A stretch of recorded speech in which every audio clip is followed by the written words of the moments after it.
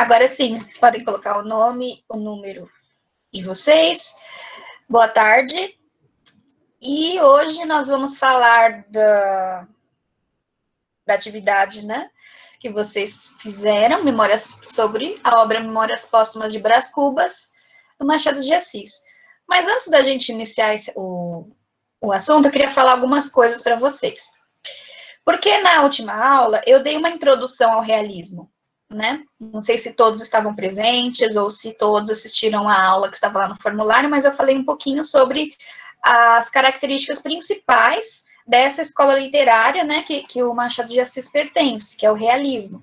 Quem lembra de algumas coisas, só para a gente contextualizar, para depois a gente ir para o texto? Eu lembro que o realismo ele é tipo o oposto do romantismo, né? Ele vai mostrar já os fatos mesmo na realidade, como o próprio nome já diz, e não tão romântico, igual era no período anterior. Sim, E sim. ele também Pode falar. ele mostra muita hipocrisia, adultério, essas coisas. É bem irônico. Bem irônico, exatamente. E a gente vai ver tudo isso, agora acho que tudo isso que eu falei na última aula vai ficar mais claro com o exemplo dessa obra. Por que essa obra? Né? Por que pegou justo Memórias Póstumas de Brás Cubas para dar início a essa escola literária? Porque Memórias Póstumas de Brás Cubas foi a obra que marcou o realismo, foi como eu posso dizer? Foi o lançamento desta obra que deu início a esse movimento literário chamado realismo. Então, depois que o Machado de Assis publicou Memórias Póstumas, aí esse movimento ficou consolidado. Aí a tendência não era mais o romantismo e a tendência literária ficou com outras características, com essas características mais realistas, de fazer denúncias sociais, de demonstrar mais como que de fato acontece a realidade mesmo, esse tom de ironia, esse tom sarcástico, são características desse período e principalmente características do Machado de Assis, ok? E assim, muita gente fala, eu não sei, acho que existe um tabu, sei lá se é um tabu, mas assim, as pessoas têm um pouquinho de receio para ler Machado de Assis, né? Então as pessoas falam que porque a linguagem é muito difícil, que é difícil de entender, não vou nem ler Machado de Assis porque eu não entendo nada. Mas a verdade é que a linguagem é complexa porque não é a linguagem, uma linguagem atual, não é uma linguagem que a gente é acostumada a usar no nosso dia a dia. Então, por isso se torna difícil, mas se vocês, por exemplo, a gente acabou de ver a escola literária Romantismo, e vocês perceberam que a linguagem também era muito distante da nossa, né? Então, o nível de dificuldade é esse. O Machado de Assis, ele pode ser lá mais rebuscado, mas não é nada que você não consiga entender, não é nada impossível de entender. E outra coisa, você pega algo do Machado de Assis para ler, aproveita e pega um dicionário e põe do lado, porque eu faço isso, né? Não dá para... ninguém conhece todas as palavras e nem eu conheço todas as palavras e muitas vezes eu preciso ir buscar no dicionário também para saber o significado, uma vez que não é uma palavra que a gente é acostumado a usar no nosso dia a dia. Então, não se sinta constrangido de não saber os significados, porque isso é normal e eu também não sei o significado de muitas palavras. Mas, mesmo que você não pegue o dicionário para tentar ali encontrar as palavras, você consegue entender a obra. Mesmo se eu não conheço determinadas palavras, eu consigo entender o geral, eu consigo entender o que se passa, né? Por exemplo, nessa obra de Memórias Póstumas, eu fui reler ontem, né, para dar essa aula para vocês, e eu não peguei dicionário nenhum, tem umas palavras lá que eu também não lembro o que significa, mas dá para entender, né? Então, assim, não é nada impossível, a gente vai pegando pelo contexto, ok? E muita gente fala, não gosto de Machado de Assis, e gente, se a pessoa fala que não gosta de Machado de Assis, é porque ela não entende a obra. Porque a partir do momento que você entende as obras, não tem como você dizer que não gosta, porque ele é incrível, né? E aí eu pretendo mostrar para vocês o quão incrível ele é, né? Durante esse semestre. Ok? Acho que o Rodrigo tinha falado alguma coisa no chat que eu não consegui acompanhar. Olha lá, ele falou, acredito que é por falta de interesse, porque tem muitos textos de filosofia que são difíceis também e as pessoas leem. Então, enfim. Também tem um pouquinho de preconceito, né? Às vezes, aquela questão de senso comum, todo mundo fala que é difícil, então eu não vou ler, né? Mas, assim, vale a pena se debruçar num texto do Machado, tentar entender ali as entrelinhas, porque é isso que é importante, certo? Então, a gente vai passar por detalhes dessa obra, Memórias Póstumas, e depois a gente vai para as questões, né?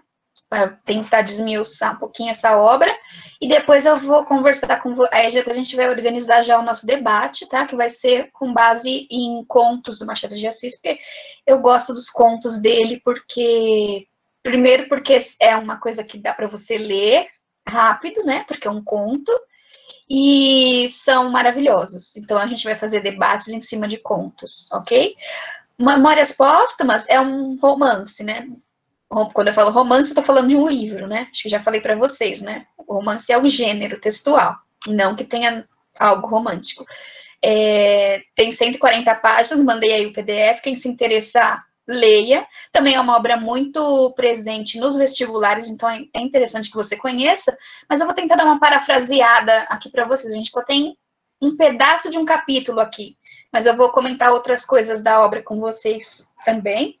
E antes de falar, Machado de Assis, ele é tão irônico, que todo livro tem uma dedicatória, né? Não sei se vocês, assim, antes de iniciar, tem uma dedicatória, o autor faz a dedicatória para alguém, e a dedicatória dele é interessantíssima, porque ele oferece esse livro, ele dedica a um verme, lembrando, Memórias Póstumas de Brás Cubas. Então, entende, por que Memórias Póstumas? Porque ele está contando depois, é como se ele estivesse contando depois da morte, né? São póstumas. Então,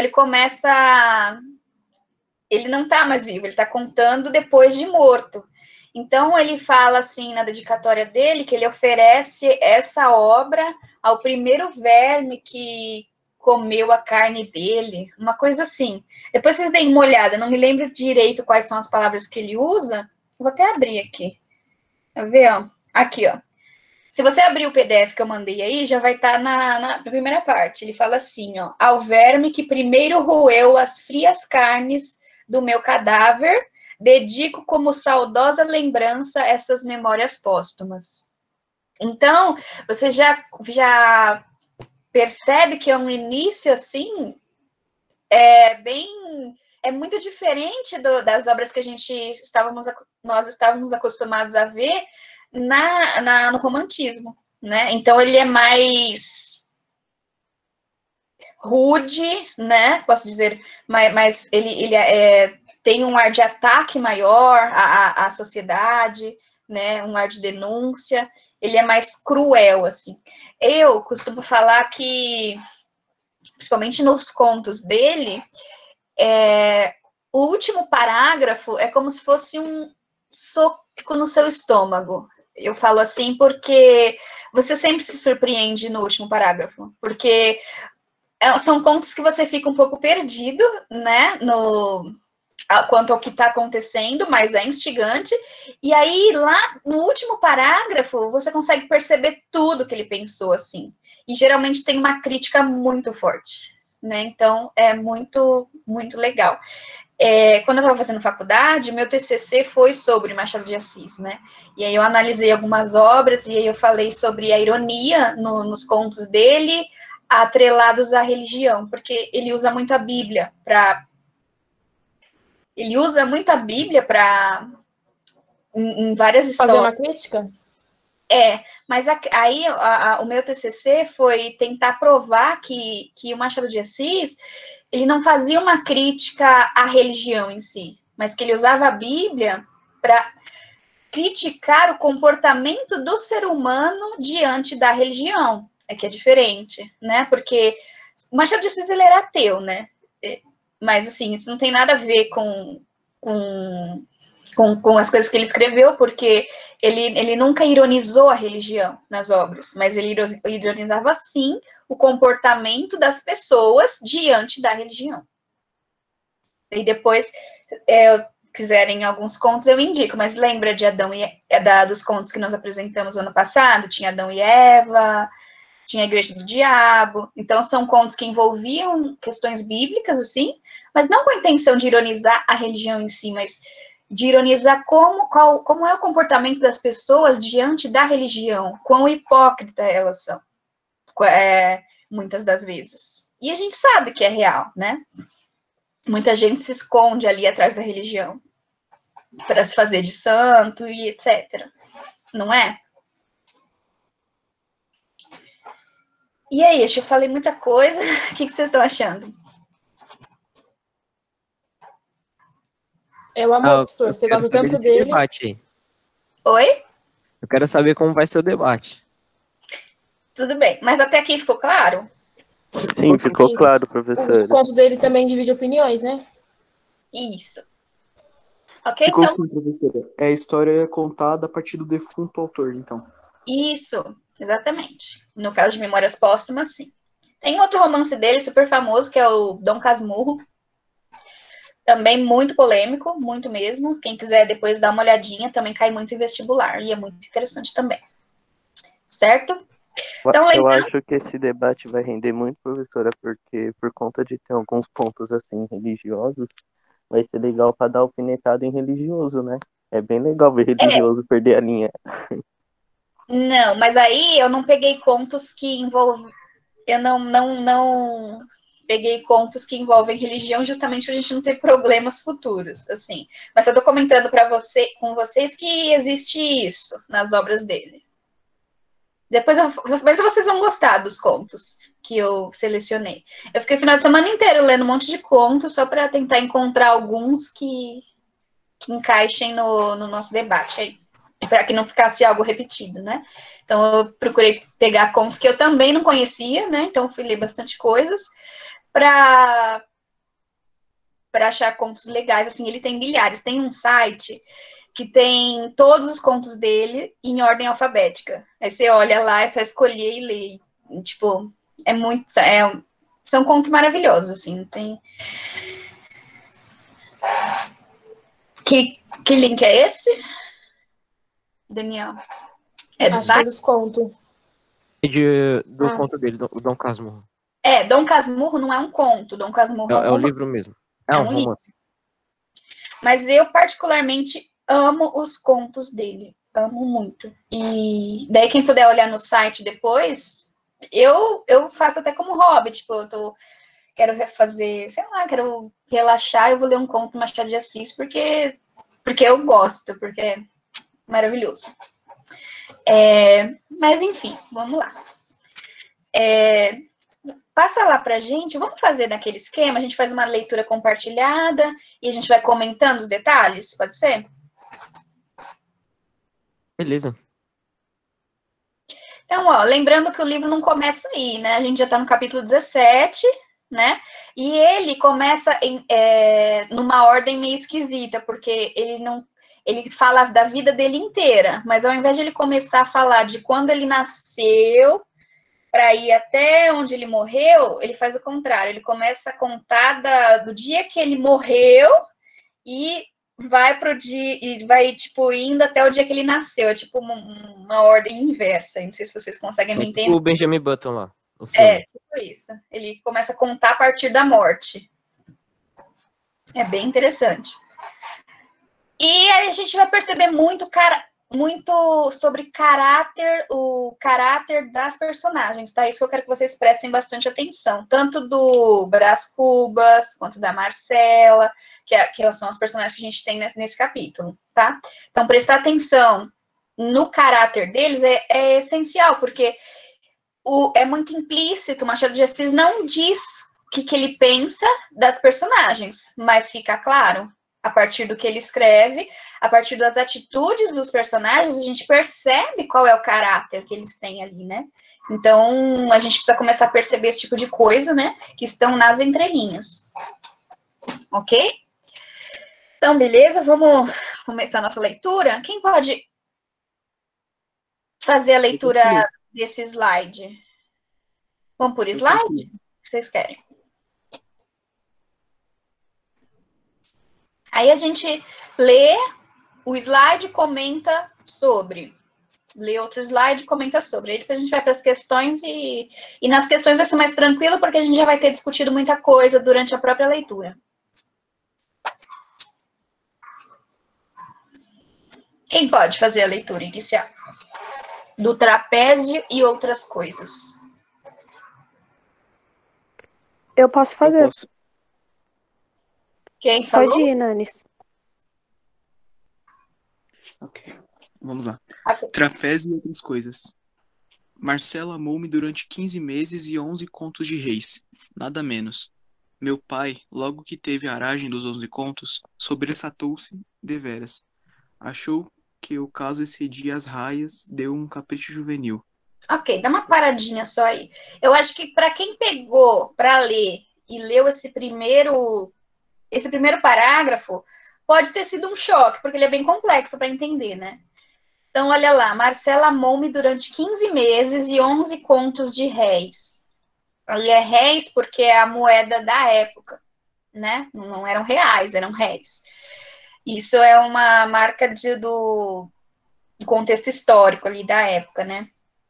E aí, quando ele fala assim, ó, meu pai, logo que teve a aragem dos 11 contos, tipo, é um negócio que a gente não entende o que ele quis dizer, né? Alguém foi fazer uma pesquisa, foi pesquisar o que é aragem, o que será que ele quis dizer com isso? Alguém chegou a alguma conclusão? Ou pode ser até algo intertextual que a gente não entende. Eu tô falando que a gente não entende porque eu também não, tá? Não consigo associar a um outro texto, enfim. Mas a gente entende o que ele quer dizer, né? Mesmo não sabendo a que ele se refere. O que ele quer dizer com isso?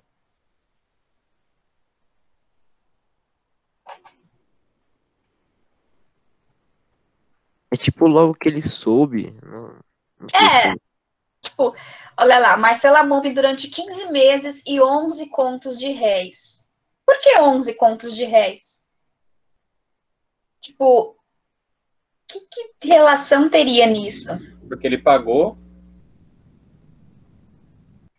Ele pagou. Ela amava o dinheiro.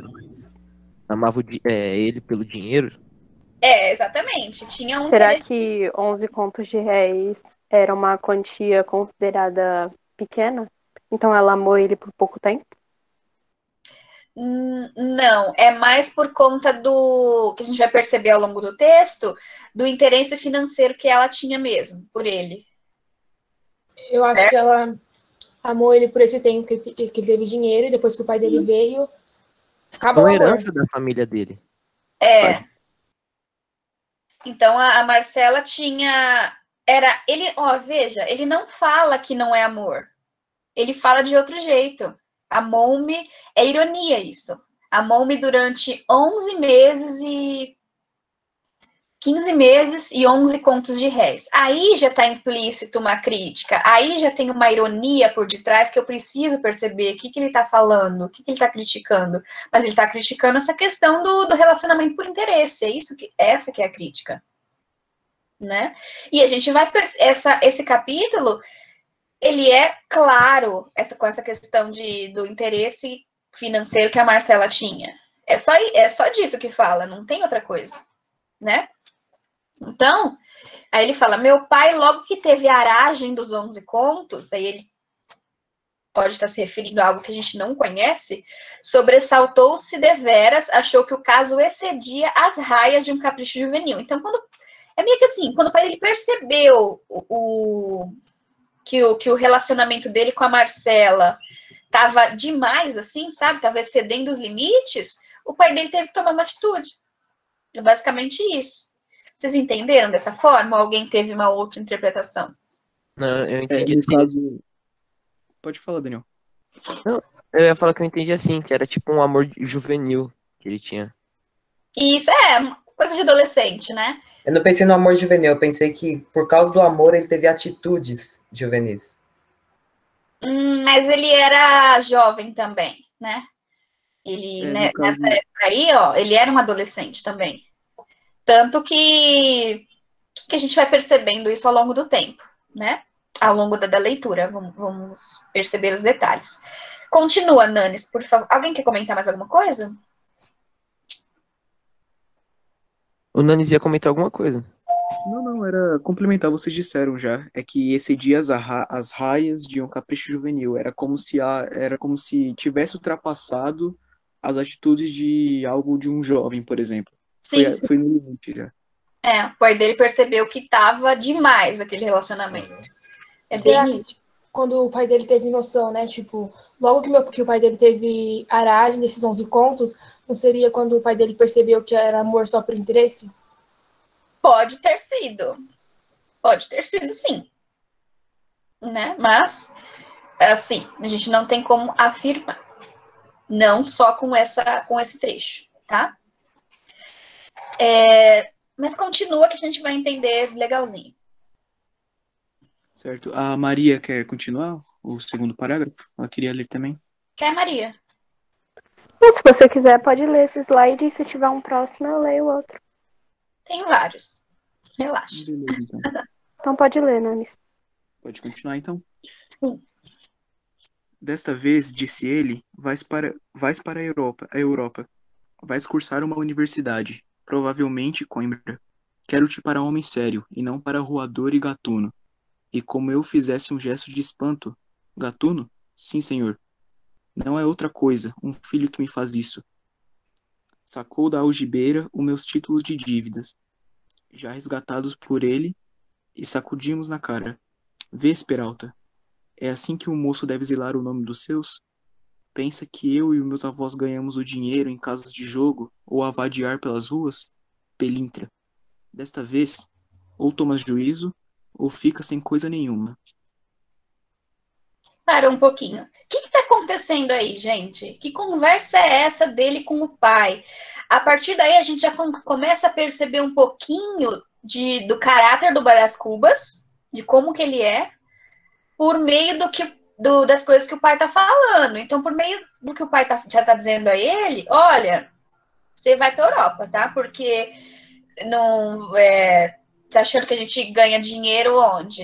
Né? Você tá achando o quê da vida? Não é assim, não. Então, você vai estudar, você vai conquistar suas coisas. Não quero filho vagabundo, não. É bem isso que o pai dele tá dizendo para ele. E aí saca lá um monte de dívidas que Brás Cubas tinha. Fala, ó, você tá achando o quê? Você vai para a Europa. Você vai estudar, você vai ser alguém na vida, né? Então, se o pai dele, vamos pensar, tá falando tudo isso para ele, por que será? Como será o caráter de Brás Cubas? Dá para observar também o caráter do pai dele, né? O que a gente consegue observar? O pai dele era bem rígido e Bem não queria... conservador, né? Ele queria que o filho dele fosse para Coimbra, né, a universidade, para se tornar alguém e não ficar gastando dinheiro, que ele já tinha gastado muito dinheiro aí. Exatamente. E assim, também é uma marca, é uma marca de contexto histórico da classe, da elite da época. Porque quem tinha dinheiro, e é o caso da família do Brás Cubas, a gente percebe que é uma família que tem muito dinheiro, né? Então, o que eles faziam? Eles estudavam fora, eles estudavam na Europa. Por quê? Porque os cursos eram melhores. Então, geralmente era em Portugal, né? A Universidade de Coimbra era uma das mais famosas. Então, quem tinha dinheiro ia estudar fora, ia estudar na Europa. E aí depois voltava com uma formação e tentava fazer uma carreira aqui no Brasil, mas claro que ia-se para a Europa, porque se você faz até hoje, se você faz um curso na Europa, você é muito mais bem visto, assim, profissionalmente, né? Mas isso vem desde aquela época. Então, quem tinha dinheiro, o filho estuda na Europa. E outra coisa, o filho tá dando trabalho, põe o filho para estudar na Europa, né? Pessoas que não têm dinheiro não têm essa possibilidade, né? Meu filho tá dando trabalho, vou mandar ele para Portugal para estudar. Não, né? Se a gente não tem dinheiro, a gente só dá uma surra mesmo, não vai, não tem dinheiro para isso, né? Então, ok.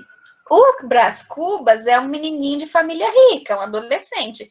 Então, vamos lá. Quais atitudes vocês acham que o Brás Cubas teve para que o pai dele tomasse essa atitude? E o pai dele, ele teve razão em tomar uma atitude assim, ou vocês acham que foi algo exagerado?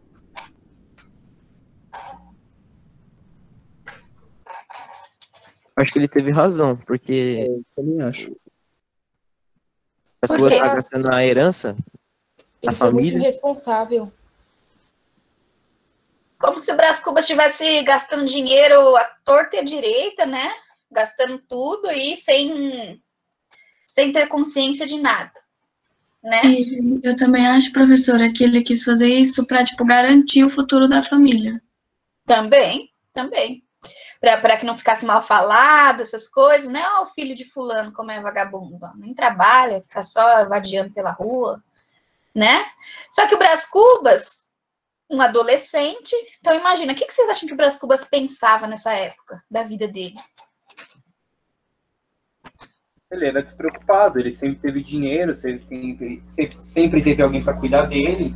Ele não tinha com o que se preocupar, ele não tinha nada a pensar, tipo, não posso gastar esse dinheiro porque eu vou ficar sem. O pai dele sempre dava tudo o que ele precisava. Sim, exatamente. Eu acho que ele tinha um pensamento muito fechado sobre isso, porque nunca faltou nada para ele, então ele nunca precisou levantar um braço para conquistar alguma coisa. Então, para ele, foi sempre eu tenho e eu não preciso ter trabalho para ter. Mas a partir de algum momento, se aquele dinheiro acabasse e alguma pessoa da família não trabalhasse para ganhar aquele dinheiro, ia acabar. Ele teria que trabalhar de qualquer jeito, só que o pai dele antecipou isso, fazendo com que ele estudasse e, como eu posso dizer, não deixassem que eles falissem. Sim, também, exatamente. Então é isso, Brás Cubas, um adolescente desvairado aí, né? Não sabia ouvir não na vida, né? Sempre teve tudo que queria, tudo que ele quer ele compra. Então, para ele, né? Para que preocupações teria ele, né? Ele Eu pensava consigo mais na relacionar. paixão. Eu consigo relacionar o Brás Cubas com aquela. Como é que é o nome? A história do filho pródigo. Que ele pegava a herança, gastava toda porque achava que não queria acabar. E a partir do momento que acabou, ele voltou para casa. Então, para ele só tá pensando no momento. Futuramente, ele não tá pensando. Mas quem tá pensando futuramente é o pai dele. O pai, exatamente. Ok. Então, até aqui tudo bem? Ficou tudo claro? Por mim, ok. Certinho? Então, o próximo parágrafo. Vamos ver o que nós temos no próximo parágrafo aí. Estava furioso, mas de um furor temperado e curto, eu ouvi-o calado, e nada opus à ordem da viagem, como de outras vezes fizera. Ruminava a ideia de levar Marcela comigo. Fui ter com ela. Expus-lhe a crise e fiz-lhe a proposta. Marcela ouviu-me com os olhos no ar, sem responder logo, como insistisse. Disse-me que ficava, que não podia ir para a Europa. Então tá. Olha só. Ele ouviu tudo que o pai tinha a dizer, concordou, né? É porque ele usava todos os recursos do pai, ele tinha que pelo menos acatar as ordens desse pai, né? Só que aí, qual foi a primeira coisa que ele pensou? Aí quando ele pensou assim, putz, vou ter que ir para a Europa. Qual foi o primeiro desejo dele? Levar a Marcela, né? Levar a Marcela. A Marcela era uma namoradinha dele de adolescência, certo? Aí ele foi lá falar pra Marcela, Marcela, é o seguinte, meu pai tá querendo que eu vá estudar pra Europa lá, você não vai quer ir comigo? O que a Marcela fala? Não posso ir. Não. E Não. E o Brás Cubas, como ele tá acostumado a ouvir não na vida dele? Não, porque ele Não. tem tudo na mão. Porque ele sempre tem tudo que ele quer. Então, geralmente, quem tem tudo que quer, não sabe ouvir não. E quando ouve, já é motivo de perturbação, assim, de ficar louco, né? Daí a gente vai ver as loucuras que ele vai cometer por conta desse não, né? Acho que vocês já leram o conto, mas a princípio a Marcela não quer ir. Vocês acham que o Brás Cubas, ele é muito, muito apaixonado pela Marcela? O que vocês acham? Ele é. Eu acho que ele é muito inocente. Ele vê aquele primeiro amor como um amor total, como se fosse algo realmente verdadeiro. Ele não tá vendo as segundas intenções dela. Um amor Acho que ele é platônico. obcecado. E ela?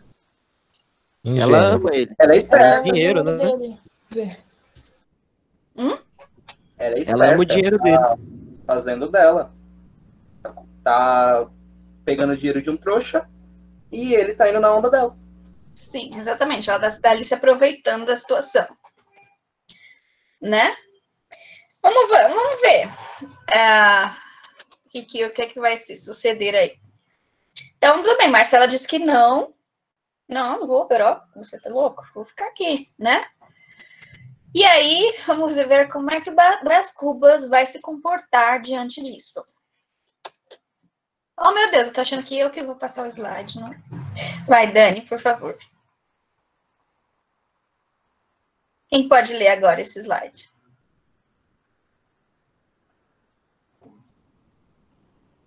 Você vai ler, Maria? Eu posso ler. Então vai. Deixa eu só pegar meu óculos, que eu não tô enxergando nada. Ai. Pronto. Posso ler? Sim. Por que não? Não posso, disse ela com ar dolente. Não posso ir respirar aqueles ares, enquanto me lembrar de meu pobre pai, morto por Napoleão. Qual deles? O hortelão ou o advogado? Marcela franziu a testa, cantarolou em seguidilha, entre dentes. Depois queixou-se do calor e mandou vir um copo de álua. Trouxe-lhe a mucama, numa salva de prata, que fazia parte dos meus 11 contos. Marcela ofereceu-me polidamente um refresco. Minha resposta foi dar com a mão no copo e na salva. Entornou-lhe um líquido no regaço. A preta deu um grito. Eu bradei-lhe como se fosse... Bradei-lhe que se fosse embora. Ficando a sós, derramei todo o desespero de meu coração. Disse-lhe que ela era um monstro, que jamais me tivera amor, que me deixará descer a tudo, sem ter ao menos a desculpa da sinceridade. Chamei-lhe muitos nomes feios, fazendo muitos gestos decompostos. Ok, para só um pouquinho. Então, agora a gente já sabe qual foi a postura dele quando ela falou que não ia. O que ele fez? Resumindo assim, vamos parafrasear. O Brasil... Ela falou assim, não vou não. Inventou uma desculpinha besta, assim, não, porque meu pai morreu lá na Portugal e pelas mãos de Napoleão Bonaparte, se eu for para lá, eu vou respirar aqueles ares, aquilo vai me fazer lembrar do meu pai, então, por isso que eu não vou. E aí, não conseguiu convencer o Brás Cubas, mas qual foi a atitude dele na hora? Ele surta. Ele surtou, né? Tapa no copo. Xingou ela e teve gritou. gestos decompostos. Imagina as coisas que ele deve ter falado para ela, né? Os gestos decompostos eu acho que não é necessário explicar. Será que ele, não sei. Deve ter mostrado o dedo do meio para ela, sei lá. Mas ele surtou. E aí você vê o clima entre os dois, como que era a vida dos dois. Ela queria o refresco, a mucama veio trazer, quer dizer, eles tinham uma escrava ali, né? Era uma família rica, e aí na época, era a época da escravidão ainda, então tinha uns escravos servindo. O escravo veio trazer o refresco para ela, e como ele já estava bravo com a resposta, jogou o refresco no chão, mandou a mulher embora e começou a gritar com ela, falando que ela nunca tinha amado ele na vida, que ela não estava nem aí para ele, xingou e falou um monte, não sei o quê. Então, a princípio, essa foi a atitude do Brás Cubas. Típico da pessoa que não consegue ouvir um não na vida, né? Ok, até aí? Ok? Alguém quer comentar alguma coisa sobre essa parte? Não, professora. Tá claro? Tá dando para entender? Por enquanto, sim. Beleza. Vamos ver o que mais vai acontecer aí. Lê pra gente, Maria Luísa. Marcela deixara-se estar sentada a estalar as unhas nos dentes, fria como um pedaço de mármore. Tive impetos de a estrangular, de a humilhar, ao menos, subjugando-a aos meus pés. Ia talvez fazê-lo, mas a ação trocou-se noutra. Fui eu que me atirei aos pés dela, contrito e súplice. Beijei-lhes, recordei aqueles meses da nossa felicidade solitária. Repeti-lhe os nomes queridos de outro tempo, sentado no chão, com a cabeça entre os joelhos dela. Olha só, ele surtou, né? Surtou, e ela fez o quê? Enquanto ele surtava. Vocês conseguem imaginar a cena? Porque, pra mim, eu vejo a cena assim na minha cabeça. Eu acho que ela fez muito pouco caso do surto dele. Ela ficou muito tranquila e isso deixou ele mais estressado. Ela ficou lá, roendo a unha, parece, né? Estralando a unha nos dentes, tipo, olhando assim, meu Deus, o que esse cara tá fazendo? Ele viu que não ia dar resultado, né, esse surto dele. Você viu, gente, que ele falou que pensou em matar a menina? Pensou em estrangular? A cara dela de Mariah Carey falando Why you so obsessed with me? Né, ele pensou em matar a menina e falou que ia até fazer isso. Então, a gente já consegue ver, assim, o caráter do Brás Cubas, como que ele é, assim, desde a adolescência. Só que ele percebeu que não deu certo esse surto. Aí ele mudou de atitude. O que ele fez depois? Ele se jogou aos pés dela, como uma forma de vulnerabilidade, de se tornar vulnerável, de mostrar a vitimização. Sim, ele mudou a estratégia, né? Então ele se ajoelhou aos pés dela. Ai, Marcela, pelo amor de Deus, me perdoa, eu te amo muito, mas não consigo. Enfim, drama. Um drama, exatamente, um drama. Mas isso porque ele percebeu que o surto psicótico dele não tinha dado muito certo, né? Ela nem ligou. Então ele tá dando um jeito de fazer com que ela vá com ele, é isso que ele quer. Ele só tem esse objetivo, na verdade. Ela falou não, para ele o mundo acabou. Ele não pode ouvir não. E aí ele tá tentando de tudo para que ela vá com ele para a Europa. É isso que tá acontecendo. Vocês perceberam que, por mais que eu não conheça determinadas palavras, é possível entender o contexto? Mesmo sem entender o significado exato de cada palavrinha? Sim, dá para relacionar com a situação que está acontecendo, né? Eu não preciso entender palavra por palavra para entender o contexto. Não preciso. Nem em português, nem em inglês. Dá para a gente fazer associações, sabe? E isso é importante. Eu não conheço todas as palavras, mas eu entendo o contexto, eu entendo o geral da situação. E aí eu consigo trabalhar com isso, que eu já sei, né? Ok, até aí? Tudo bem? Tudo bem. Tudo bem. Ok. Okay. Podemos passar para outra parte dele? Vamos ver o que ele vai fazer agora. Ele está suplicando lá para ela. Será que ela vai aceitar? O que vocês acham? Depois dessa súplica toda, você acha que ela vai fazer a cara? Não, tá bom. Tô com dó dele, deixa eu ir para a Europa. Vocês Não. acham? Não vai, não. Não vai, não? Vamos ver, então. Passa aí para o próximo. Quem pode fazer a leitura deste? Eu posso, professora. Viu? Tá bom. Pode ir lá. Apertou-lhe muito as mãos, afogante, desvairado. Pediu-lhe com lágrimas que não me desamparasse. Marcela esteve... Isso, desamparasse. Marcela esteve alguns instantes a olhar para mim, calados ambos, até que as brandamente me desviou e, com ar de enfastiado. Não me aborreça, disse. Levantou-se, sacudiu o vestido, ainda molhado, e caminhou para a alcova. Não, brandei eu. Não has a entrar, não quero. Ia lançar-lhe as mãos. Era tarde.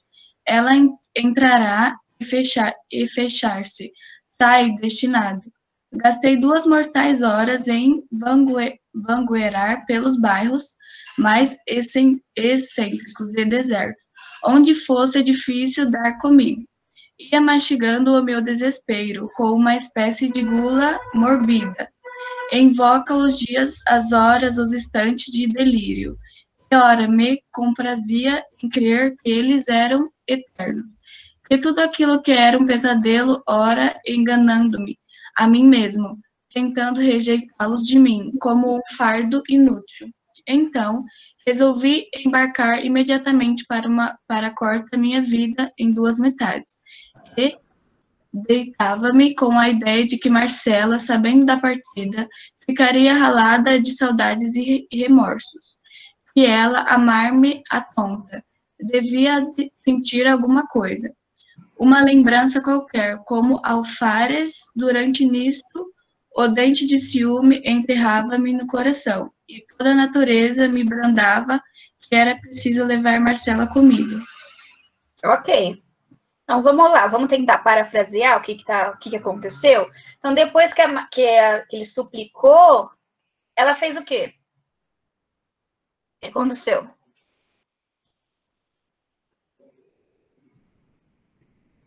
Ela sacudiu o vestido e foi embora.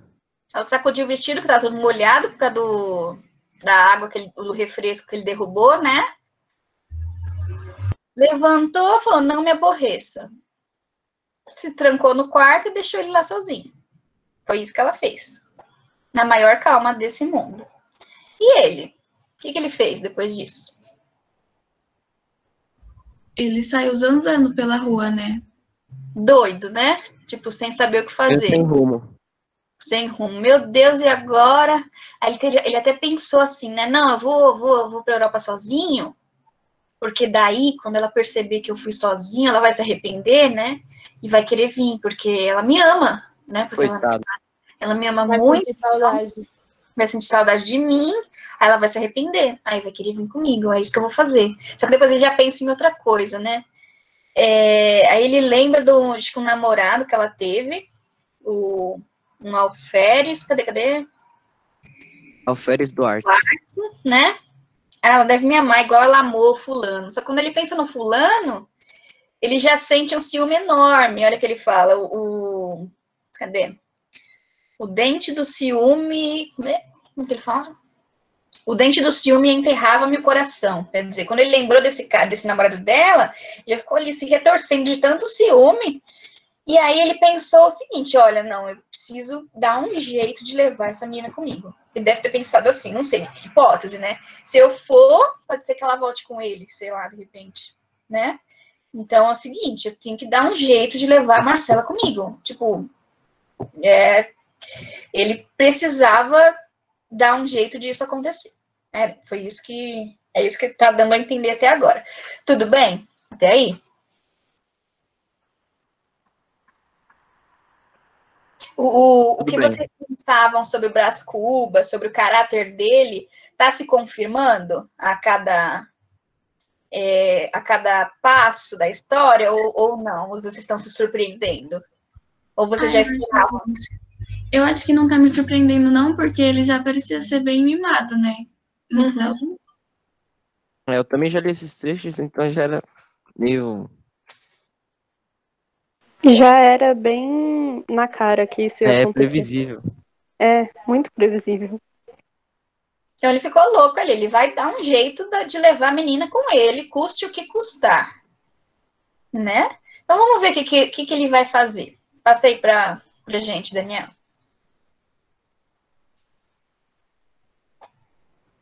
Quem pode ler essa parte? A gente ver qual foi a ideia fantástica de Brás Cubas aí. Eu posso. Ok, então vai lá. Tá bom o áudio? Tá ótimo. Tá. Por forca, dizia eu ferindo o ar com uma punhada. Enfim, Ô, Vitor, só um minutinho. É que assim, se vocês perceberem, tem algumas palavras faltando acento ou faltando alguma coisa, porque como eu copiei do PDF e passei para o slide, às vezes ele perde alguns detalhes. Eu tenho que... né? Então, ele seria força e não forca, tá? Desculpa, eu deveria ter arrumado. Mas, assim, por exemplo, tem palavras que não têm acento, mas é por conta disso. Eu tentei arrumar o máximo que eu consegui, mas eu acho que não peguei todos os detalhes. Tá bom? Mas é força ali. Uhum. Tá. Por força, dizia eu ferindo o ar com uma punhada. Enfim, tive uma ideia salvadora. Ah, trapézio dos meus pecados, trapézios das concepções abstrusas.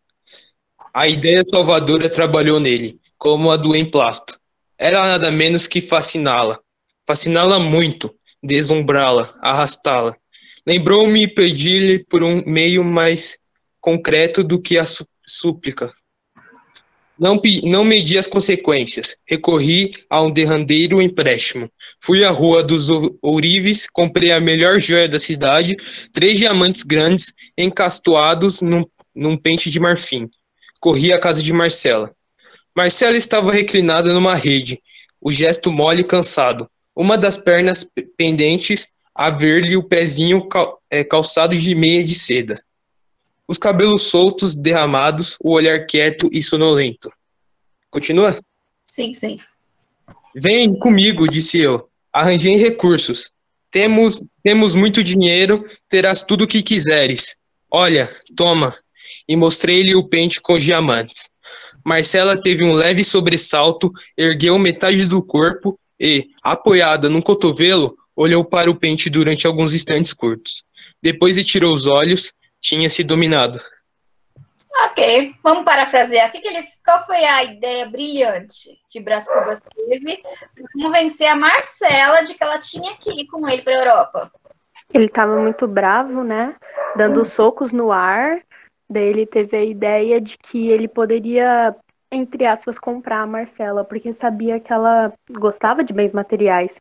Então, ele se aproveitou dessa informação que ele tinha e comprou um pente caro com diamantes cravados. Ele foi lá fazer um empréstimo para comprar isso. Ele foi pegar um empréstimo.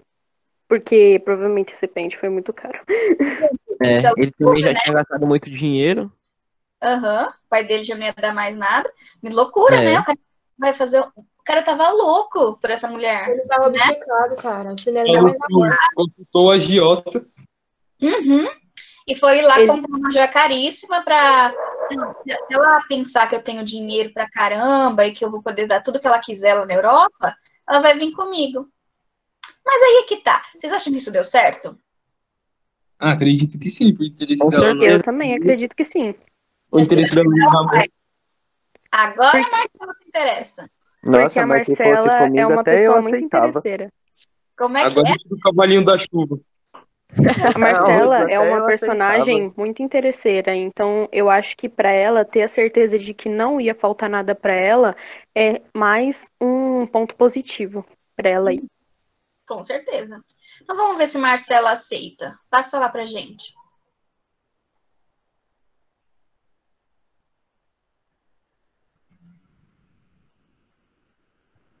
Acho que esse é o penúltimo slide, depois só tem um pouquinho. Quem pode fazer a leitura deste? A gente tentar amarrar toda a história.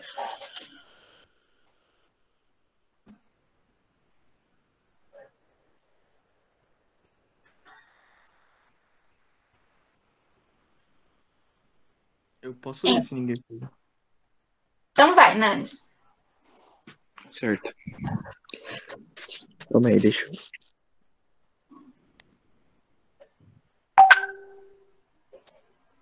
Então eu lancei-lhe as mãos aos cabelos, coligi-os, enlacei-os à pressa, improvisei um tocado, sem nenhum alinho, e rematei-o com um pente de diamantes.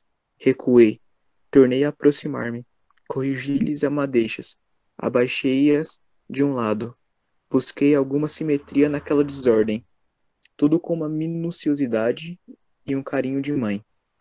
Pronto, disse eu. Doido. Foi a sua primeira resposta. A segunda foi puxar-me para si e pagar-me o sacrifício com um beijo, o mais ardente de todos. Depois tirou o pente. Admirou muito a matéria e o lavor, olhando a espaços para mim e abanando a cabeça, com um ar de repreensão. Ora, ora você, dizia, vens comigo? Marcela refletiu um instante. Não gostei da expressão com que passeava os olhos de mim para a parede, e da parede para a joia. Mas toda a má impressão se desvaneceu, quando ela me respondeu resolutamente. Vamos ver o que a Marcela respondeu. Vira lá para a gente terminar.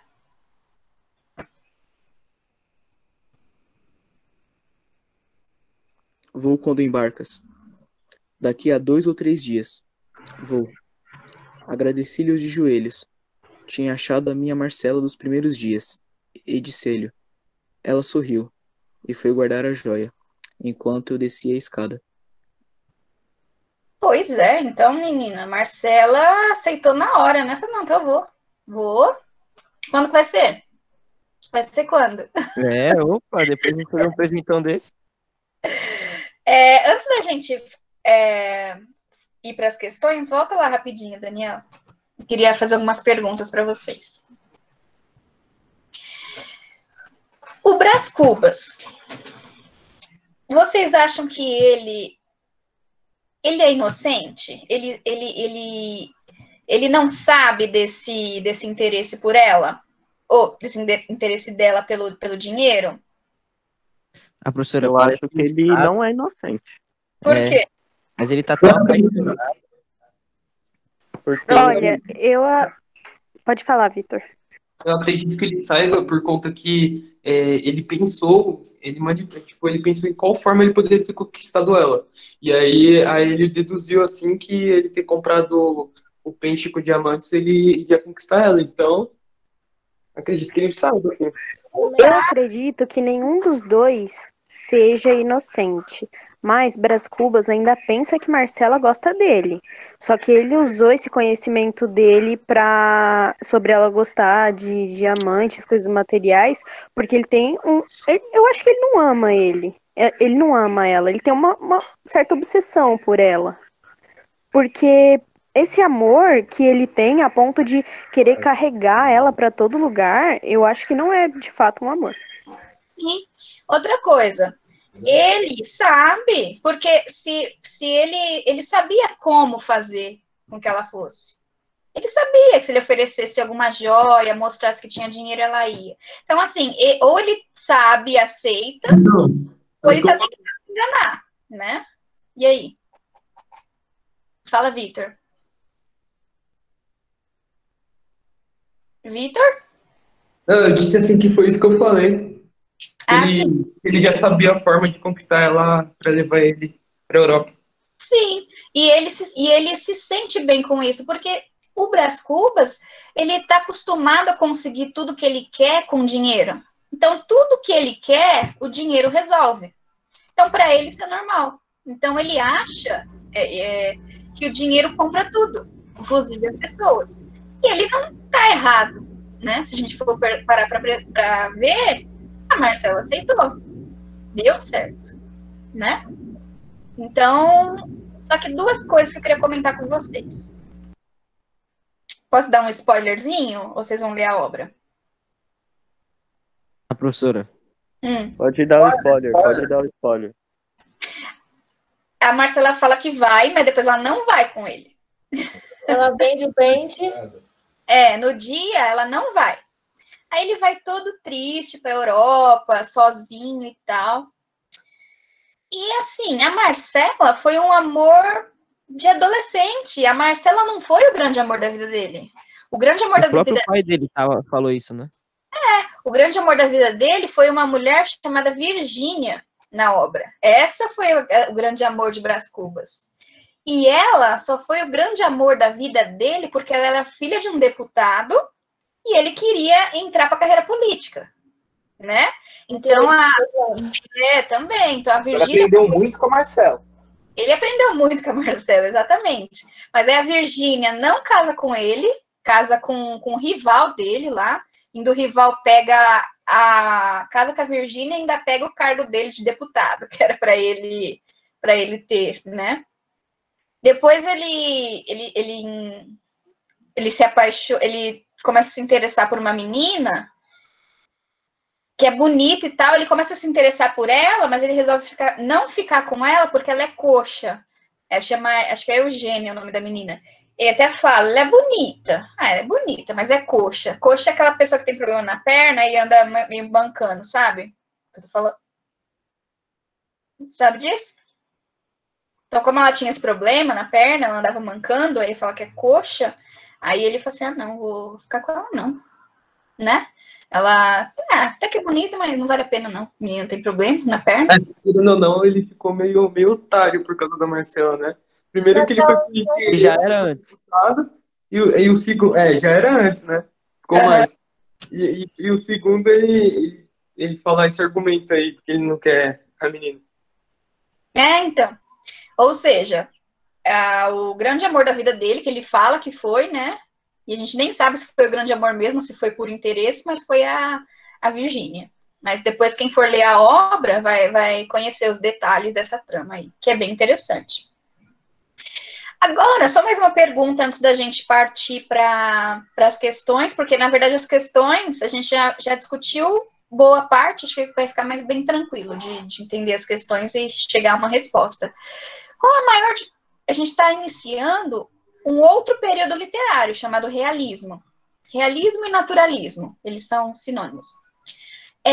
Qual a maior diferença que vocês percebem dessa obra, do Machado de Assis, para as obras que a gente viu anteriormente no romantismo? O que eu posso apontar, assim, de diferença, características?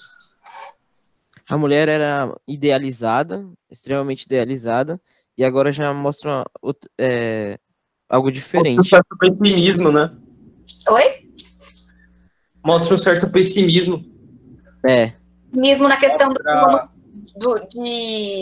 amor, né? Sim, amor não correspondido, ele não dá certo. Exatamente. Quando a gente vê lá os romances, as pessoas se amam muito, né? Nossa, um morre pelo outro e às vezes até acaba em tragédia, igual Romeu e Julieta, que os dois morrem, mas independente de tudo, os dois se amavam demais. E aqui a gente já não vê esse amor todo acontecendo. A gente vê uma certa hipocrisia, né? Ela interessada nele, ele mimadinho, a gente não sabe se ele ama ou se é aquele impacto de não saber receber não. Mas a gente vê o que realmente acontece na sociedade. Igual o Daniel falou, a mulher não é mais idealizada. Mostra a realidade. Né? Mostra a realidade. Outra coisa, ele não fala nada aqui. Ele não fala nada sobre a Marcela. Mas a gente percebe que a Marcela, dentro dessa obra, ela é uma prostituta de luxo. Ela é uma prostituta. Tipo, não é nem só a realidade das mulheres, tipo, mostra a realidade das pessoas que têm muito dinheiro. Tipo, a pessoa tem muito dinheiro, ela acha que ela pode fazer tudo. Uhum, exatamente. E a Marcela, ela é uma prostituta de luxo. Mas nem tem sentimento direito. Oi? Nem tem sentimento no realismo? Então, no é diferente por conta disso, mas até tem, viu? Até tem obras que existe, assim. Mas ele procura mostrar mais a parte podre da sociedade, assim, sabe? Ele mostrou mais a parte ruim, né? Ele mostrou tão realismo que até fez o Brás Cubas ser o gado master, né? E o Brás Cubas, ele, se a gente for ver, ele é um anti-herói, né? Ele não é... Não, ele é o gadão. Oi? Ele é gadão. Ele fez de tudo lá e não conseguiu. Comprando coisa pra ela, né? Uhum. Então, ó, é a crítica em cima da mulher que tem esse tipo de pensamento. É a crítica em cima da elite da sociedade, que acha que o dinheiro pode comprar o que quiser. Então, assim, existem inúmeras críticas dentro da obra, implícitas, para que a gente, ele tentando denunciar a hipocrisia social mesmo. É isso que ele faz. E ele faz isso em todas as obras dele. Todas. É impressionante. Mas é isso, ok? Apesar dele não falar assim, porque ele inclusive fica falando que a Marcela ama ele, mas ela não ama, e ele sabe que ela não ama. Então isso é uma ironia também dentro do conto. Ele está sendo irônico quando ele fala, mas ela me ama, mas ela vai se arrepender. Ele está sendo extremamente irônico em colocar essas palavras na boca do Brás Cubas, porque não é verdade, né? E a intenção dele é mostrar a realidade. Enfim. E aí, o que vocês acharam da obra, assim? Eu gostei. Eu quero poder ler tudo. É muito interessante, né? Então, vamos lá para a gente começar a falar do debate, para não me alongar muito. Vamos tentar responder as questões, mas eu acredito que agora vai ficar mais tranquilo, porque a gente já discutiu muito sobre a obra, e eu acho que a obra em si, o intuito, o objetivo, tá mais claro, assim, na cabeça de vocês. Certo? Tá mais claro? Sim, professora. Beleza, então passa lá para as questões, para a gente ver.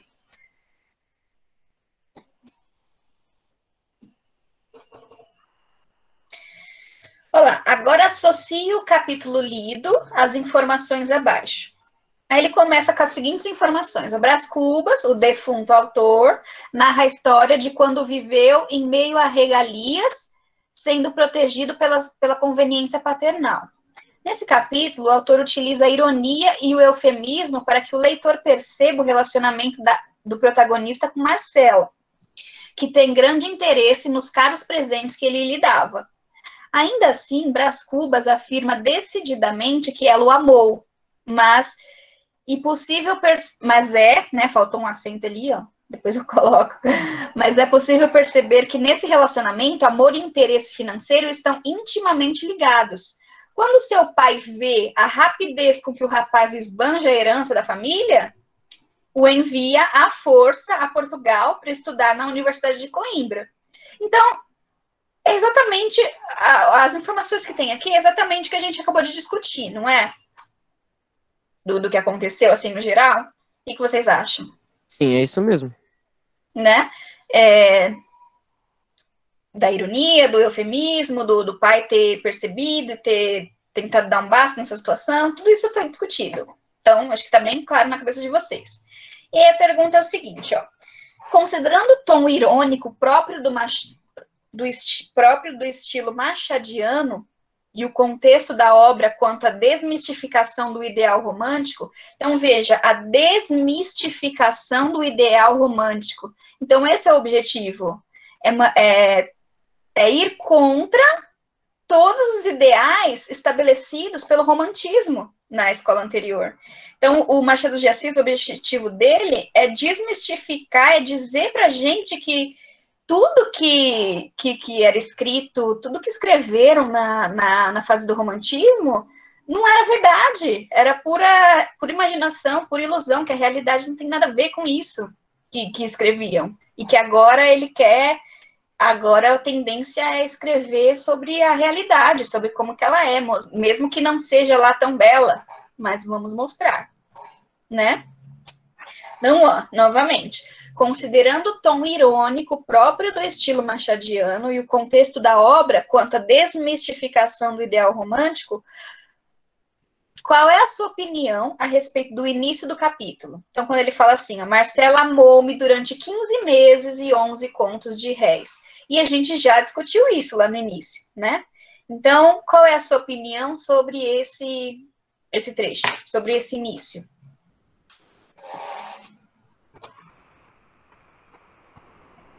O que vocês colocaram?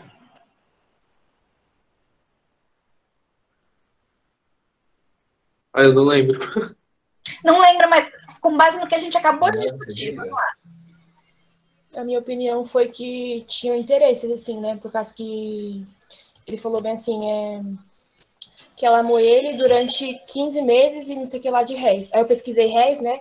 Eu sabia que era, mas queria ter certeza. Aí apareceu lá a fortuna e tudo mais, então acho que foi por interesse, eu coloquei isso.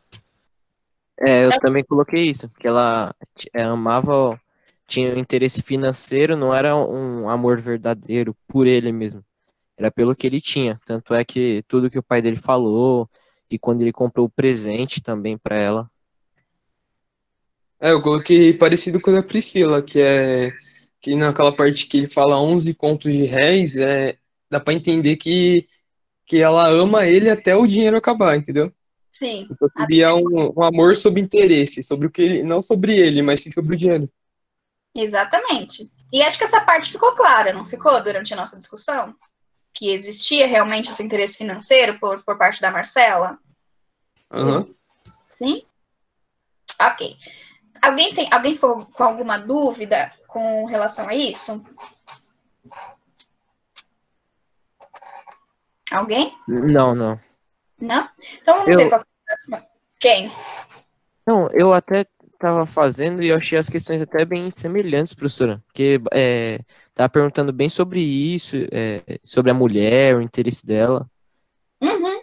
As questões elas se parecem mesmo, assim, parecem ter os mesmos objetivos, né?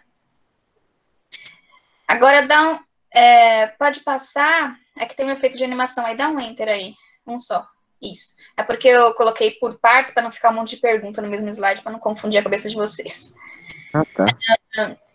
Mas aí, ó, que crítica implícita também é o que a gente já discutiu, então as questões é só para a gente relembrar, tá bom? Porque tudo a gente já discutiu um pouco, tá? Ó, que crítica implícita é possível identificar quanto à idealização romântica do amor? Primeiro, vamos responder essa pergunta. Qual é a crítica implícita quanto à idealização romântica do amor? A gente falou sobre isso quase agora, Não, tipo, dá pra interpretar que a relação entre o Brás Cubas e a Marcela só depende do dinheiro dele, pela questão dos itens, né? Que ele deu o pente de diamante. E o autor, que é o Machado de Assis, ele faz uma crítica ao amor e à dependência da aquisição do parceiro, né? O interesse. Que é a intenção só de um relacionamento à base de interesses não relacionados a sentimentos, mas sim a bens. Sim. Então toda aquela coisa de sentimento, de romântico, de morrer de amor pelo outro, ele na verdade deixa implícito que não é real. Todas aquelas Ele coisas ironiza de a conto idealização lá.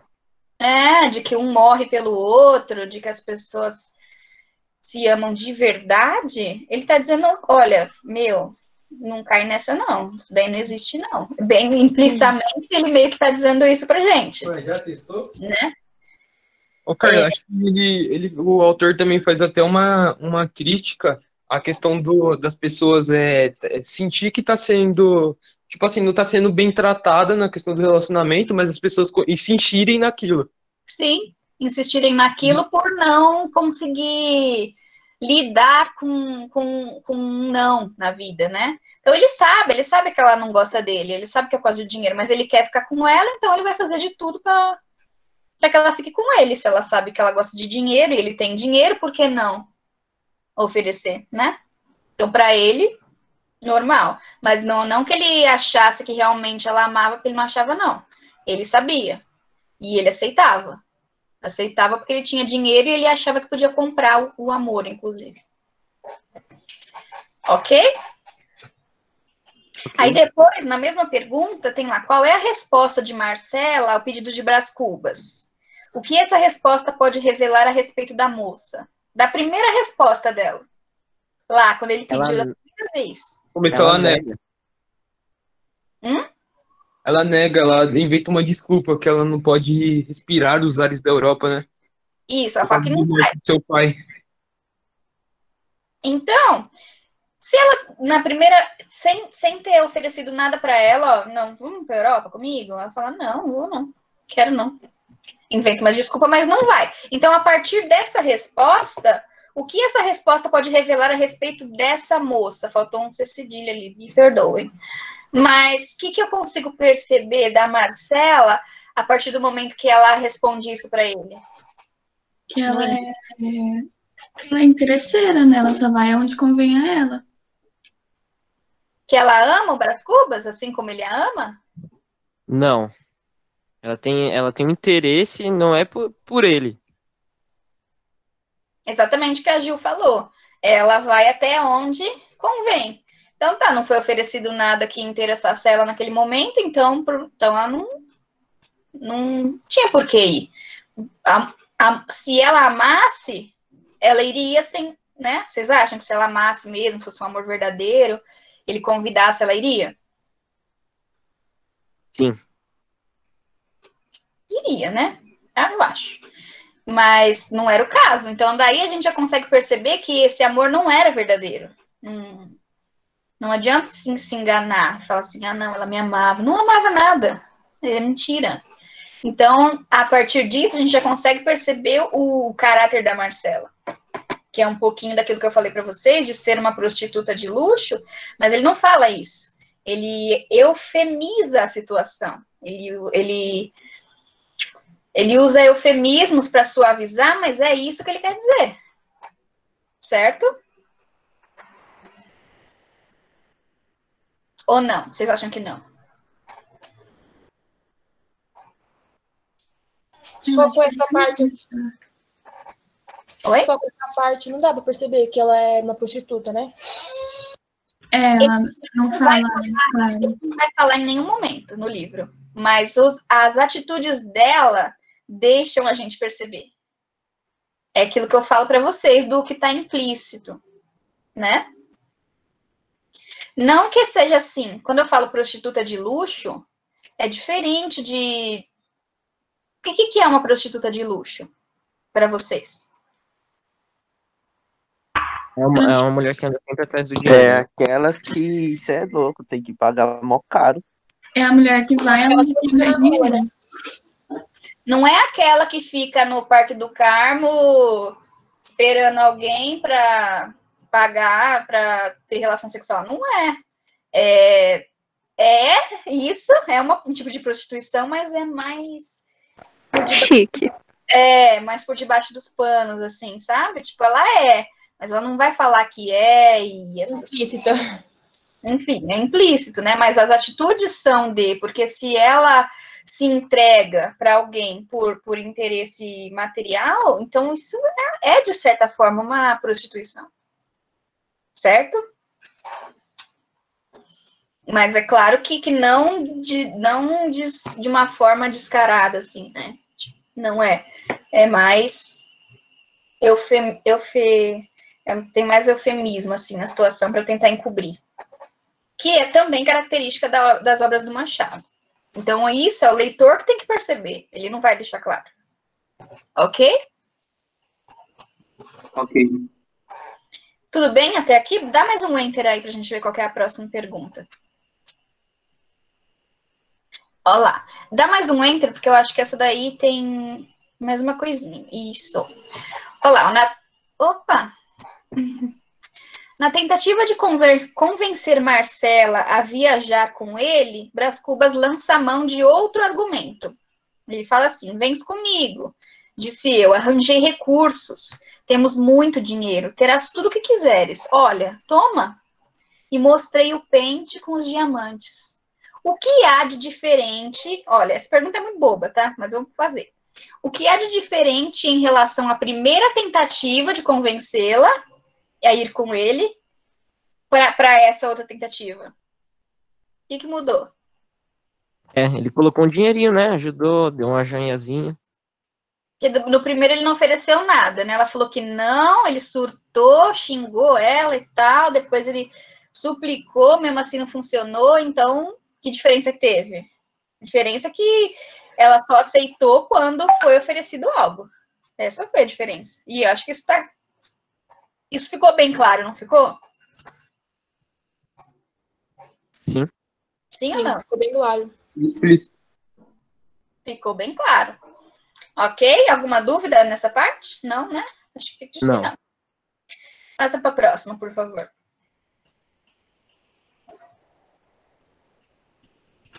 Enter. Olá. No trecho, que ela amara minha tonta, devia de sentir alguma coisa, uma lembrança qualquer, como do Alferes Duarte. Nisso, o dente do ciúme enterrava-me no coração. E toda a natureza me bradava que era preciso levar Marcela comigo. Como em outros momentos do texto, o narrador apresenta indícios sobre o comportamento de Marcela. O que se pode inferir a respeito do tipo de interesse que ela possuía? Não muda muito o tom das questões, vocês perceberam? A mesma resposta. É sempre perguntando da interesseira. Qual era o tipo de interesse que ela tinha? Financeiro. Financeiro. Não era aquele interesse no amor e tudo mais, era financeiro mesmo. Financeiro, de ter alguém ali que conseguisse bancar ela, né? No caso. Se bem que ela não vai, né? Sei lá. Depois ela não vai com ele, não. Pode ser que ela tenha achado alguém com mais dinheiro. Inclusive, no final do livro, eu posso dar mais um spoiler? Quando ele já tá velho e tudo, ele encontra a Marcela. E aí ele fica percebendo como ela ficou feia. E aí ele fica falando, meu Deus, ainda bem que eu não casei com essa mulher, porque olha, misericórdia, como essa mulher ficou feia, Jesus amado. Quando ela ficou velha, ela ficou muito feia, e aí ele pegou e falou assim, graças a Deus que eu não casei com ela. É bem isso que acontece. Mas depois ele percebeu que ela estava com ele só por interesse? Ele sabia desde o início, essa questão de ele falar que ela amava, que ela ia sentir remorso, ia sentir saudade, é ironia do autor. Ele sempre soube. Ele não é inocente assim. Ele sabia. Só que ele achava que o dinheiro comprava tudo. Essa é a questão.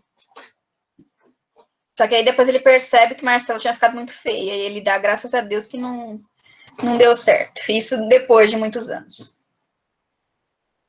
Ok?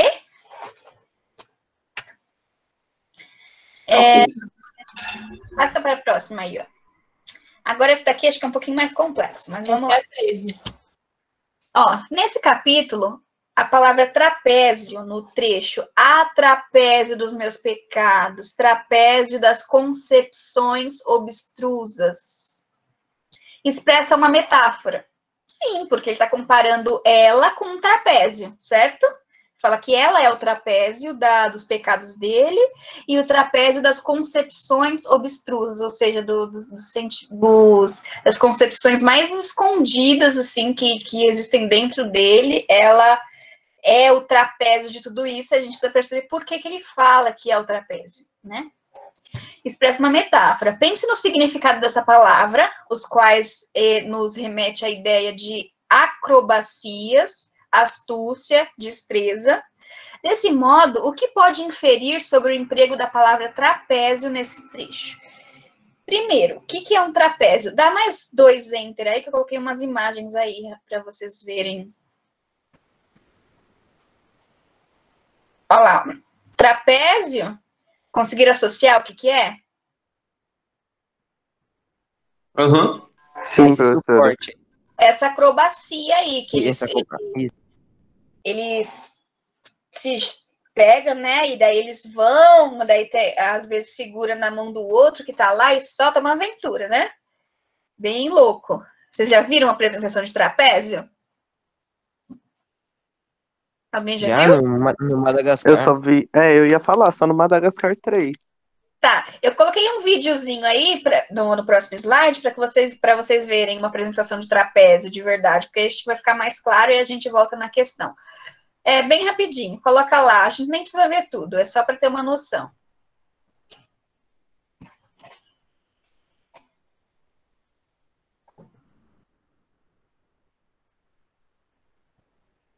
Peraí, volta. Não tá aparecendo o vídeo? Não tá dando como vídeo aí no Não, slide? professora. Eu vou parar aqui a apresentação e vou ver se tem como. Eu apresento aqui.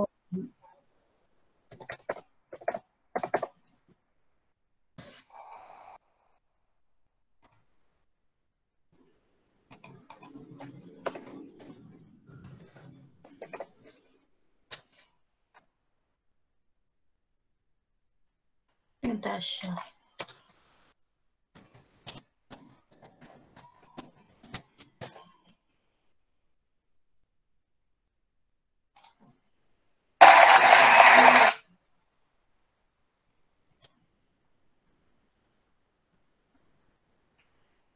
Vou apresentar aqui, tá, gente? A gente vê um pouquinho.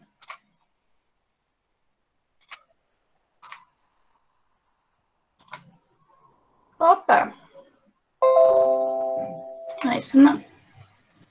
Estão vendo aí o vídeo? Estão vendo Sim. minha tela? Sim? Então, sim, professor. Então vamos lá. Agora sim.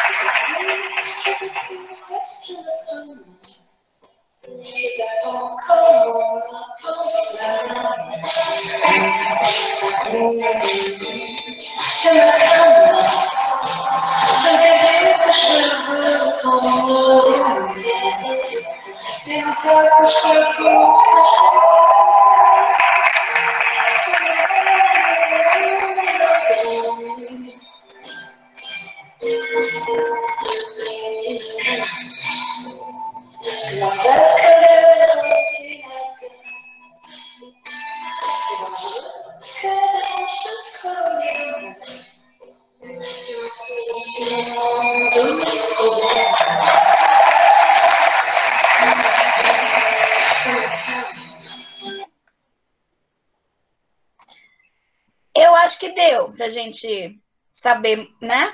Sim, o que vocês acham? Acho que já dá, né? Pra gente discutir? Eu sim, professor. Tá. Então, coloca lá de novo, Daniel. Vou parar aqui minha apresentação. Eu vou deixar vocês colocarem as hipóteses, tá? Por que ele fala que ela é o trapézio dos pecados dele? Por que ele fala assim, a trapézio dos meus pecados? A trapézio das concepções obscuras? Por que ele está comparando a Marcela com um trapézio, né? Com base no que a gente acabou de ver do que é um trapézio, para que serve um trapézio? Que tipo de associação a gente consegue fazer? Acredito que ela seja uma acrobacia, ou se não uma habilidade que quando ele tá junto dela, ele faz isso, entendeu? Por isso que ele fala, trapézio de meus pecados. Acho que estaria mais ligado à acrobacia ou à habilidade dele exercer pecado, sei lá. Ela é tipo suporte, né? A causa que ele tem os pecados dele. Quando eu respondi, eu coloquei que ela era mais algo para equilibrar tudo que ele já fez de mal.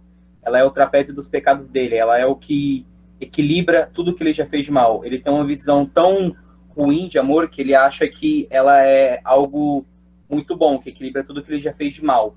Colocando lado a lado, as coisas ficam iguais. Também faz sentido. É o seguinte, dá para a gente ter aí inúmeras interpretações, né? Sobre por que é que ela... Tem inúmeras explicações do porquê que ela está sendo comparada a um trapézio, mas isso que vocês falaram faz sentido.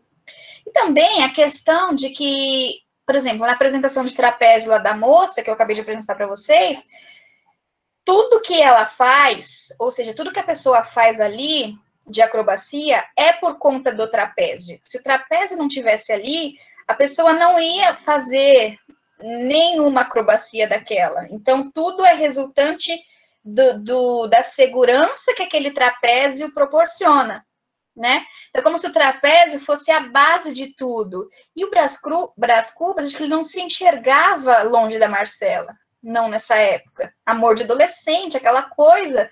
Então, ele achava que...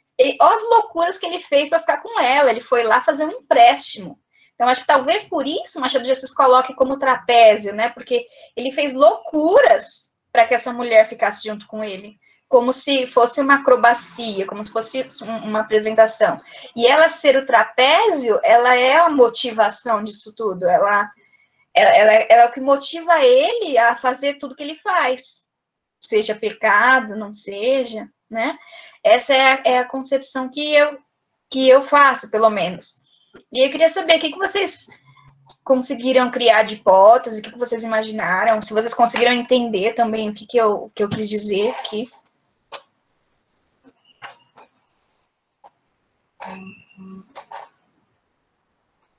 Oi? Professora, foi o que eu falei, eu entendi que ela era tipo um suporte, né? Era a causa dos pecados dele, entendeu? Uhum.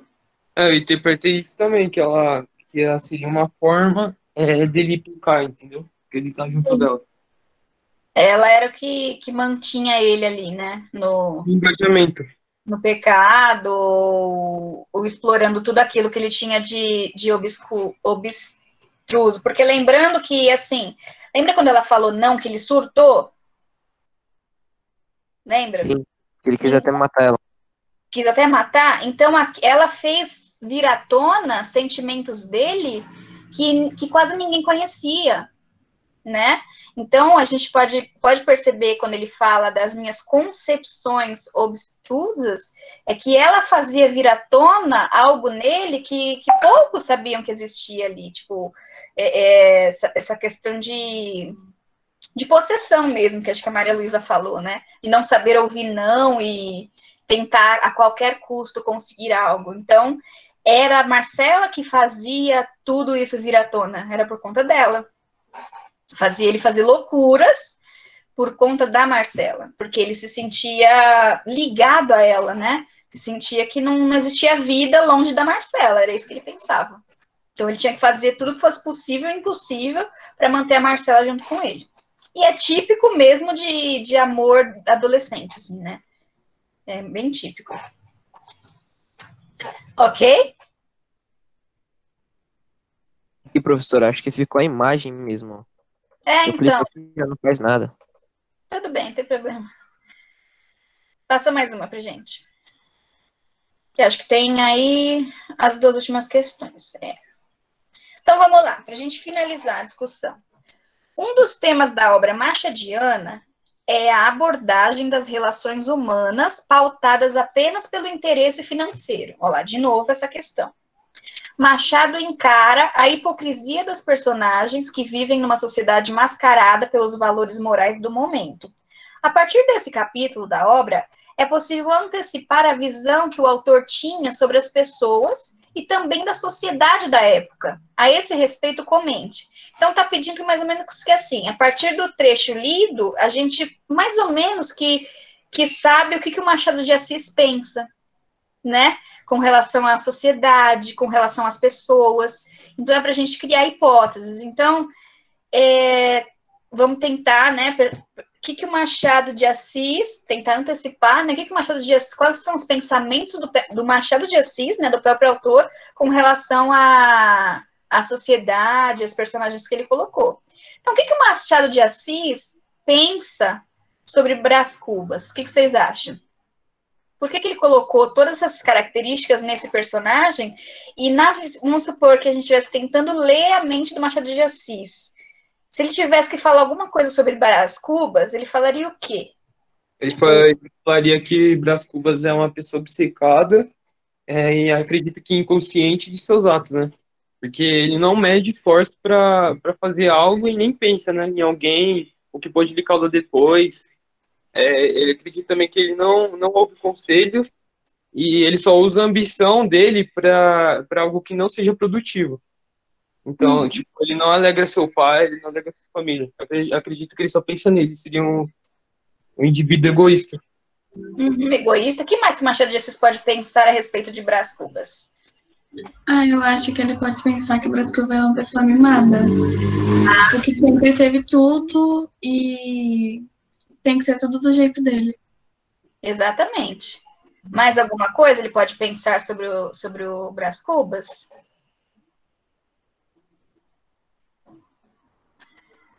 Acho que é bem isso mesmo. É E isso, sobre professor. a postura do próprio pai do Brás Cubas? O que será que o Machado de Assis pensa a respeito do pai do Brás Cubas?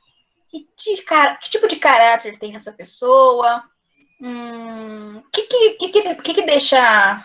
O que a obra deixa a gente perceber sobre o que o Machado de Assis pensa sobre ele? Que ele era bem rígido, né? Bem de vida, bem intencionado. Quando ele manda, vamos voltar lá. Quando ele manda o Brás Cubas para a Europa, é por conta do quê? Por conta das atitudes que o filho dele tá tomando, gastando toda a fortuna da família. Aí vocês comentaram que o pai até tomou uma atitude correta, né? Foi isso que vocês comentaram? Ô, Carla, mas eu acredito assim que ele não corrigiu o filho dele no tempo certo. Porque acho que como o filho dele já vinha, tipo assim, desde pequeno, fazendo essas atitudes, acho que ele vir corrigir agora não seria mais correto. Mas tem Tipo, aí ele tentou agir de forma para corrigir o filho dele, mas o filho dele não é mais uma criança, né? O filho dele fazia o que queria. Eu acho que ele fez isso com o filho dele porque, tipo, o filho dele era muito imaturo ainda e, de alguma forma, ele estava pensando no futuro do filho dele. Por ele ser uma pessoa muito conservadora, ele não queria que o nome da família ficasse desse jeito. Então chama até ele de gatuno e tudo. Mas aí a Ju entrou numa questão muito interessante, que é o seguinte, tudo bem, ele estava pensando no futuro do filho, mas tinha um arzinho também de status, sabia? Porque ele fala assim, o que as pessoas vão falar, né, de você, assim, tipo, você ficar por aí gastando dinheiro à toa. Então ele é muito preocupado com a visão que as pessoas vão ter a respeito da família. Então essa questão de não manchar o nome da família era muito forte naquela época também. Tinha que manter ali uma certa reputação.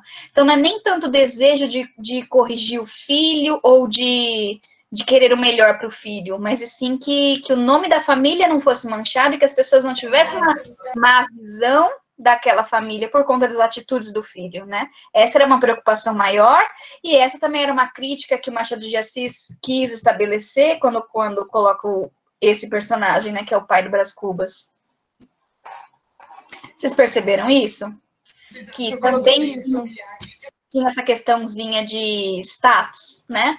Tipo, vou ter que dar um jeito das pessoas, porque o menino só faz merda, beleza, mas aí as pessoas vão começar a ver, vão perceber, vão começar a falar mal, então tem que dar um jeito. Então não é só a questão de eu quero o melhor pro meu filho, é querer manter a reputação da família também, né, e colocar isso em primeiro lugar também. Por esse lado eu não tinha entendido não, Carla. Agora ficou mais claro. Mas agora vocês conseguiram perceber essa... É que é bem implícito, né? Você tem que estar bem... Eu não tinha captado essa crítica, não.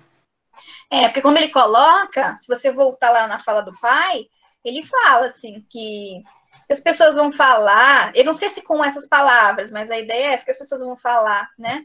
Você acha o quê? Você tá achando o quê? Que meu avô, eu e meu avô fizemos isso que você fez? Não fizemos. Então, na visão dele, o filho tinha que seguir os passos, né? Fazer tudo certinho, mas é por conta disso, é para que as pessoas não julguem. Porque as pessoas têm isso também. Apesar de tudo, assim, de falar, não tô nem aí para que os outros pensam, pensa assim, tipo, todo mundo tem dentro de si alguma coisa com julgamento alheio. Meu Deus, o que vão falar, o que vão pensar. Porque isso é normal do ser humano. E por mais que a gente fale, não, eu tô nem aí. Que falem de mim. Não é. No fundo, a gente sempre tem um arzinho de preocupação com o que o outro vai pensar ou vai falar da gente. Não é? Ou não? Mas isso é minha opinião. O que vocês acham? Da sociedade no geral. O que vocês pensam? A pessoa fala, eu quero que se exploda, mas não... Né? No finalzinho ali se liga assim. Sempre incomoda um pouquinho, né? E eu acho também que, tipo, tem certas pessoas que você não liga porque você sabe que aquelas pessoas não te conhecem. mas de repente vem um comentário de uma pessoa que é mais próxima de você, e aí acaba te ferindo mais, só que de alguma forma te fere. Sim, sim. De um jeito ou de outro você vai se sentir, vai sentir aquilo, né? O peso daquilo em algum momento. Então, é uma preocupação do ser humano mesmo, não tem jeito. Ô, Carla, acho que o que a Juliana falou é verdade. Se é alguém desconhecido ou de longe, a pessoa pode não ligar, mas se é de alguém mais próximo, acho que afeta mais. Sim, mas no caso do pai dele, sabe qual que era a questão? O pai dele, a família chamava Brás Cubas porque eles tinham uma fábrica de cubas. Que se eu não me engano, eram algumas coisas de madeira, assim. E Aquela centena, dezena de madeira, aqueles cubos, né? parece que matemática. Eram cubas, mas depois eu mando para vocês direitinho o que é, alguma imagem, alguma coisa assim. Então, o que o pai dele queria? Mas isso você só percebe lendo a obra inteira. O pai dele queria que o Brás Cubas entrasse para o meio político. Então, eles tinham que ter uma boa reputação, porque para as pessoas votarem neles, né? Então, assim, tanto é que o pai dele quis que ele se casasse com essa Virgínia, porque ela era filha do deputado. Se ela se casasse com a filha do deputado, já era um caminho para que ele ingressasse ali no meio da política. E é uma crítica também a questão de que quando as pessoas entram para a política, elas ganham dinheiro de forma mais fácil também. Então, assim, é um jeito fácil de ganhar vida, na visão do Machado de Assis.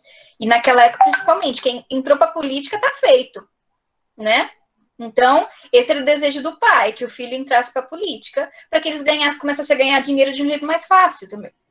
Então, eles lutam para isso, e para isso eles precisam que as pessoas os vejam com bons olhos, como boas pessoas, etc., sabe? Ô, Carla, dá para interferir também o uso da familiaridade ali, de eu ter algum parentesco com uma pessoa para entrar na política, né? Sim, sim, exatamente. E aí, por isso que eu falo, por mais que o Brás Cubas ele fale, né, que a Virgínia foi o grande amor da vida dele, a gente não vai saber se era mesmo, ou se era interesse. Acho que é um negócio que fica meio que no ar, né? Pode até ser que sim, mas que a princípio foi interesse, foi também. Pode ser que do interesse realmente depois flui um amor? Pode ter sido também. A convivência, né, acabou fazendo com que ele desenvolvesse um sentimento verdadeiro por ela. Ok, pode acontecer. Mas que a princípio foi pelo status dela, foi mesmo. Né? Ok? Porque se ela fosse filho de deputado, eu não teria chamado a atenção dele, né? Então, exatamente.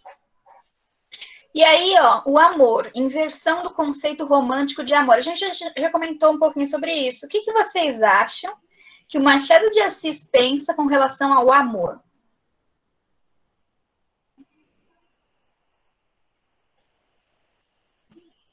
Ele acredita naquele amor verdadeiro, nossa. Ele critica as relações existentes já na sociedade, né? Oi? Parece que ele não acredita. Não, ele critica o amor existente na sociedade. Então, ele, na verdade, ele não acredita no amor verdadeiro. Ou vocês acham que ele acredita? Porque ele usa diversos casos e relações da própria sociedade e inseriu na sua obra. Então, quer dizer que se na obra ele está mostrando a realidade que ele enxerga, então realmente não funciona. Não existe aquele amor sem interesse para ele, né? Pode até existir o amor, mas... Não é verdadeiro. Não completamente. No contexto geral, né? No contexto geral. Isso, exatamente. Não é um interesse de amor, né? Um interesse de paixão, sempre algo a mais, tipo dinheiro, algo material, né? Uhum, exatamente. E aí, tudo bem até aqui? Quanto ao que o Machado de Assis pensa a respeito das coisas, assim? E aí a última questão o que se pode dizer a respeito do fato de o autor ter escolhido um defunto autor para narrar a própria história, levando em conta que o narrador conhece o caráter de todas as personagens, porque ele conhece o caráter do pai, da Marcela, é um narrador personagem, porque é o próprio Brás Cubas que narra, mas ele conhece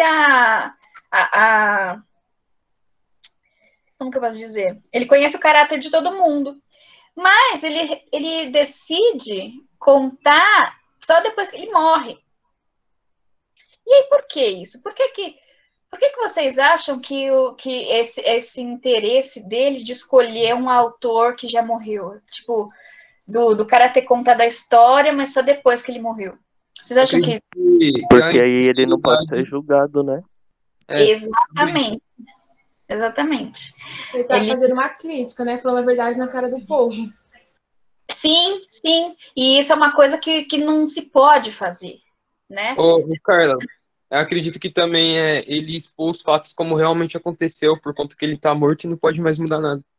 Sim, e outra coisa, é a questão que o Rodrigo falou, é a questão das pessoas não poderem julgá-lo, porque ele não tá mais vivo, ele já morreu mesmo, então ele não vai sofrer vai ali. julgar um morto, né? Tipo, quem vai falar alguma coisa? E também Vai se fala tentar argumentar com o morto. porque ele não tá mais lá mesmo, entendeu? Então é aquela questão do julgamento também que a gente estava comentando, né? Por exemplo, se ele estivesse vivo e falasse tudo que ele pensa, ele não seria visto com bons olhos, provavelmente, né? Então, o Machado de Assis também é uma cutucadazinha ali na questão de que as pessoas também não querem ouvir a verdade. As pessoas julgam quando as pessoas falam o que realmente pensam. E que as pessoas não podem falar abertamente o que pensam. Então, ele fala assim, não, o cara vai morrer primeiro, depois ele conta tudo, porque daí não tem problema com julgamentos alheios. É bem esse tipo de pensamento. Ok? Ok. Ficou claro, gente? Ok, ficou claro. E o que vocês acharam, assim, dessa obra do Machado? Vocês acharam interessante? Curtiram, assim? Ou acharam Sim, professora. chato? Eu gostei. Eu Achei gostei muito também. interessante. Quero até ler o livro.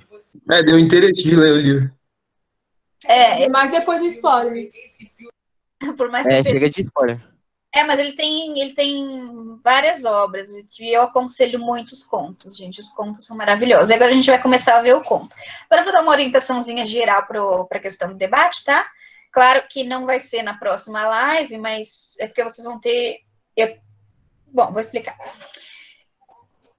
Olha, antes de falar do debate em si, é que vocês nunca fizeram comigo debate literário, né?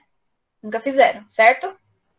Não, nunca. Então, quando a gente faz um debate literário, você tem que se pautar na obra literária. A obra literária é o seu produto de estudo ali.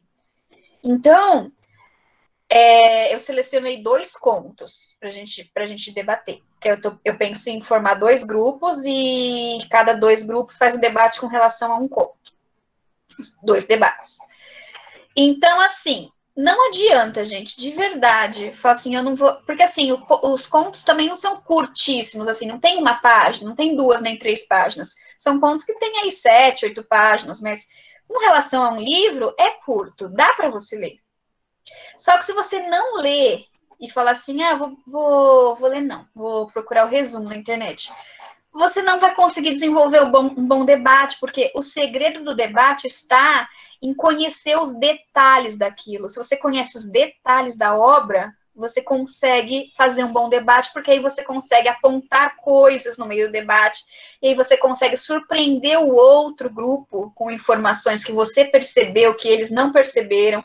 Então, veja, é muito importante estudar aquilo detalhadamente. Se não fizer, não consegue fazer um bom debate. É realmente isso, o segredo está em conhecer os detalhes, tá? Porque aí você apontando detalhes, você consegue argumentar bem melhor do que o outro grupo, certo? Certo. Professora, acho que a gente já fez algo meio parecido, defendendo personagens de uma determinada história. Foi o negócio da raposa lá, não foi? Isso. Então, verdade, tribunal. mas ali a gente fez... Foi uma historinha mais bobinha, assim, né? Mas a experiência é aquela mesma, tá? Usar o que está no texto para argumentar. É claro, eu não posso, então, pegar nada de fora? Pode sim. Mas o seu principal objeto é o texto. Então, tudo que você for falar tem que estar pautado no texto, certo? E se for pegar algo de fora, tem que estar, tipo, relacionado com a época, né? Sim, mas aí, sobre isso, a gente vai conversar mais. Para hoje, eu quero que vocês me ajudem a já deixar os grupos formados. Por quê? Porque no próximo formulário, a próxima atividade de vocês vai ser ler o conto destinado ao seu grupo. Eu nem vou colocar muita pergunta. Eu vou deixar a semana para ler o conto, mas é para ler mesmo, com detalhes. A única coisa que eu vou pedir no formulário são duas coisas. Que coloque um resumo do conto lá para mim, do que você entendeu no geral, e que pense na questão do debate, o que poderia ser discutido a partir daquela obra. Só isso. Mas o principal é que vocês leiam o negócio detalhadamente, então por isso que eu nem vou fazer muita pergunta. E aí, por isso que a gente precisa já dividir os grupos hoje, porque na semana que vem eu vou mandar o formulário, cada um já tem que saber qual conto vai ler, né? Porque vocês não vão ler os dois, certo? Você vai ler o conto que está destinado ao debate do seu grupo. Então, eu pensei assim, a gente tem 3 salas, né? Eu quero 4 grupos. Como a gente pode fazer? Então, eu queria sugestões. Eu peguei Por 2... mim, podia pegar e montar os grupos, tipo, misturando as salas. Professora, Unificar tudo. serão 2 debates, cada um de um conto? Aham. Eu tô pensando em fazer 2 debates. Até Então, porque são 4 se eu grupos. coloco um conto só, se eu colocar um conto só e colocar vocês dividir em 2 grupos para debater, vai ficar muita gente sem fazer nada. Não dá para todo mundo participar, né? Então, pensei em pelo menos 2 grupos, 2 debates diferentes. Aí a gente faz aquele esquema, quem assistiu vota, né? E quem está debatendo o debate ali e quem está assistindo fica como jurados para votar no final. Professora, ó, eu pensei em fazer tipo um sorteio, aí não fica panelinha.